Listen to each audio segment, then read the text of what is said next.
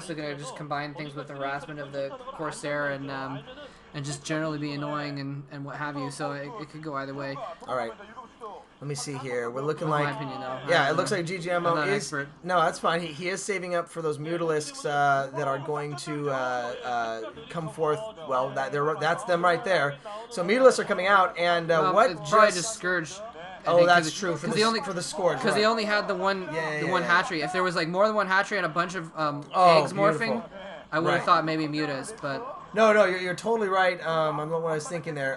Having to cancel the gas, so those Zealots are in a really good little tight position there, being very annoying and keeping the gas from being built and probably getting a few kills on the drones, although we're not seeing a whole lot. There is the Hydralisk den right there, and so, we are going to see, some Hydralisks probably trying to counter the Corsairs. Not necessarily a large group of Hydralisks. We're not sure at this point. We haven't seen like a 4th or 5th base go up.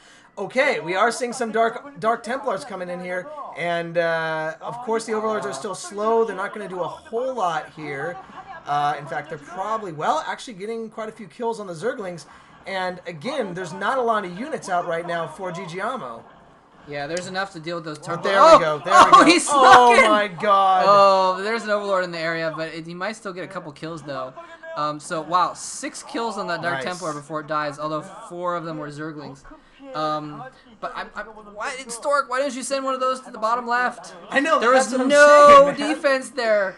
None at all. He clumped all of his units up at the right side. I don't know why he didn't do that. I'm assuming he saw that base, but they didn't actually show him seeing it. It did look like he saw it on the mini-map. Oh, he knew it was there. Okay. There's no way he didn't know it was there. Because that's my thing. I mean, you mentioned sending over a Zealot. I mean, something sending over there. I mean, there's no Nidus Canal. There's nothing there. When you were asking about it earlier, he may have also gone to this base because it was a shorter attack distance and he didn't want to give him more time to get Zerglings out or something like that. Okay. I'm not sure. But, not an expert by any means, but I'm really surprised he didn't send something out of that bottom left base though at some point. But now switching to Hydras, he got those Scourge out. A lot of Zealots on the ground. They are speed upgraded, and that's going to do really well against the Hydras.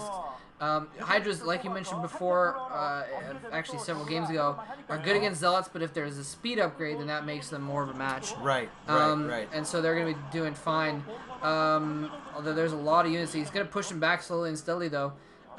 This is, still a pretty normal thing, but he doesn't have any more Scourge out to deal with those Corsairs. If Stork decides to build up Corsairs, that could be really bad for him if he gets more DTs out. Or if Stork decides to finally go to the left, which he's not doing. This could go a number of different directions. I think he needs to fall back, though. A lot of his Zealots are really hurt. Yeah.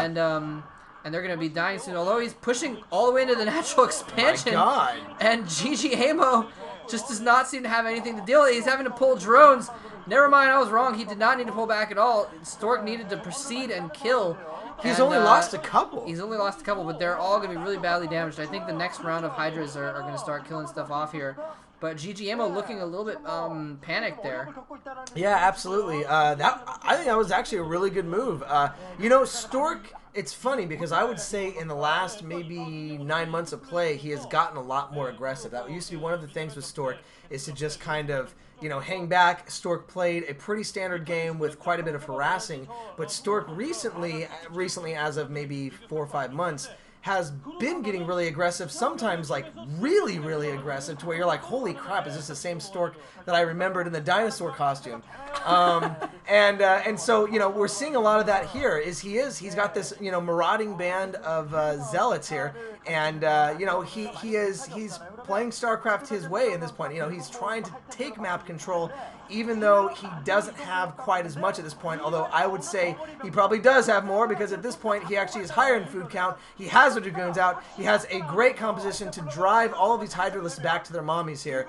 And here come the, I almost said Stormers, man. That would have been so lame. Here come the High Templars. I heard somebody said it at some point. What are you guys? No, you're right. There's someone who calls them I'm trying to Stormers remember. all the time. Is it maybe,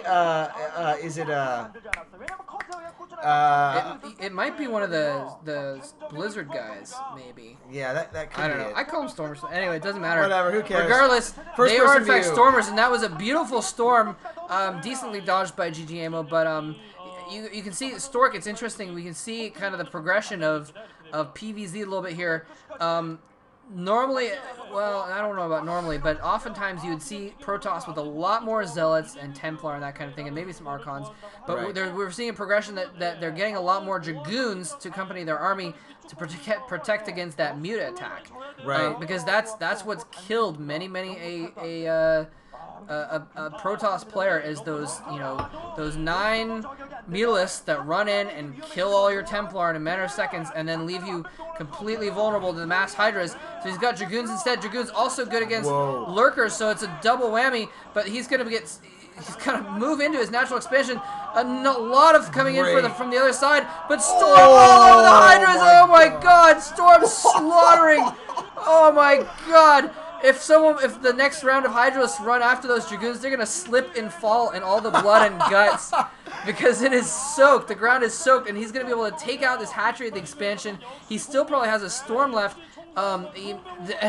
Wow, this is just absolutely incredible. Speed Zealots coming in are going to be able to reinforce really quickly. The Lurkers are coming in. He doesn't have any observers, but he says GG. Oh. And Stork takes the first game. Dude, see that from ggaemo. That is how it's done. That is it. That was very impressive.